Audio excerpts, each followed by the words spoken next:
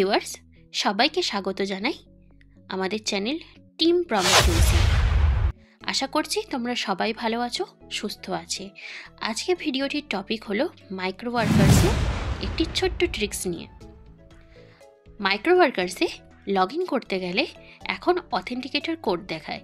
সেই 6 ডিজিটের কোডটা আমাদের ইমেল আইডিতে আসে। চলুন দেখে নেওয়া যাক।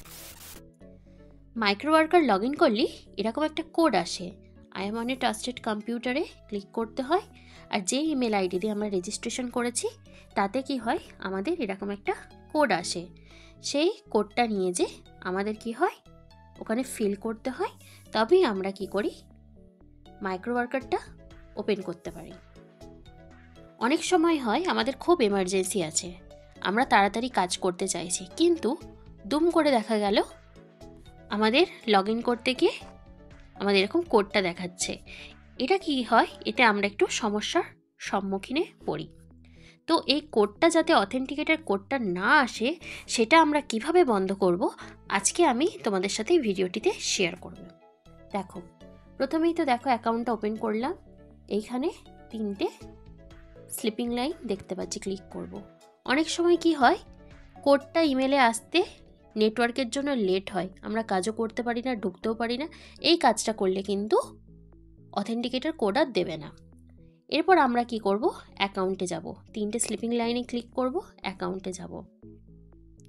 এরপর আমরা স্ক্রল করে নিচের দিকে যাব। এখানে কি দেখাচ্ছে, ইমেল কোড।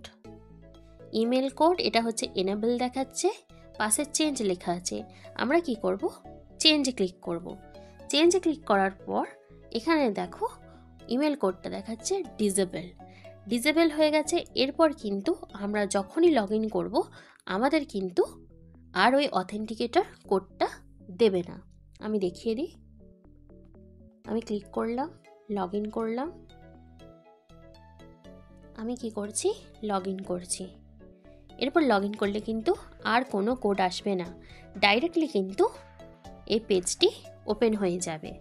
আবার যদি কেউ চাও যে না, আমার এটা নিজের অ্যাকাউন্টের সুবিধার্থে আমরা অথেন্টিকেটর কোডটা রাখবো, তাহলে ওই 3টে স্লিপিং লাইনে আবার যাবে, যে অ্যাকাউন্টে যাবে।